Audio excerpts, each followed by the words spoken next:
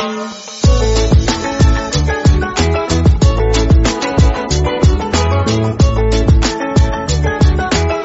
The lord.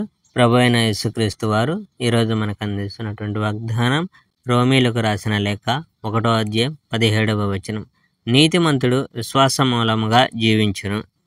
రోమా నగరాన్ని నిర్మించాలని అభిలాష. మీ విశ్వాసాన్ని గురించి ప్రపంచానికంతా తెలిసింది కనుక నన్ను ముందు యేసుక్రీస్తు ద్వారా దేవునికి కృతజ్ఞతలు అర్పించనివ్వండి. నేను దేవుని కుమారుని సువార్తను ప్రకటించి మనస్ఫూర్తిగా ఆయనకు సేవ చేస్తున్నాను. నేను ప్రార్థన చేసేటప్పుడల్లా విడవకుండా మమ్మల్ని జ్ఞాపకం చేసుకుంటాను. దానికి ఆ దేవుడే సాక్షి. చివరకు ఇప్పుడైనా నేను మీ దగ్గరకు రావడానికి దైవేచ్ఛ వల్ల మార్గం ఏర్పడాలని ప్రార్థిస్తున్నాను. మీకు ఆధ్యాత్మిక శక్తి కలిగేటట్టు ఆత్మీయ వరాన్ని అందించాలని మీ దగ్గరకు రావాలనుకుంటున్నాను. అంటే మీరు నేను మనలో ఉన్న విశ్వాసం ద్వారా పరస్పరం ప్రోత్సాహపరచుకోవాలని ఆశిస్తున్నాను.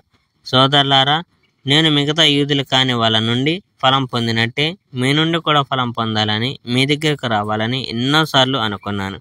కానీ ఇప్పటి వరకు ఆటంకాలు కలిగాయి. ఈ విషయం మీరు గ్రహించాలని నా కోరిక. గ్రీకులకు, గ్రీకులు కాని వాళ్లకు, జ్ఞానులకు, అజ్ఞానులకు బోధించవలసిన కర్తవ్యం నాది. అందుకే రోమా నగరంలో ఉన్న మీకు కూడా సువార్తను ప్రకటించాలని అనుకుంటున్నాను.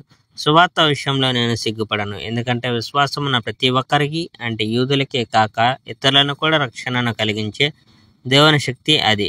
ఈ సువార్తలో దేవుడు మానవుల్ని నీతిమంతులుగా పరిగణించే విధానాన్ని గురించి చెప్పబడి ఉంది. అది విశ్వాసంతో మొదలై విశ్వాసంతో అంతమవుతుంది. దీని గురించి లేఖనాల్లో విశ్వాసం వల్ల నీతిమంతుడైన వాడు అనంత జీవితం పొందుతాడు అని రాయబడి ఉంది. Praise the Lord. May God bless our India.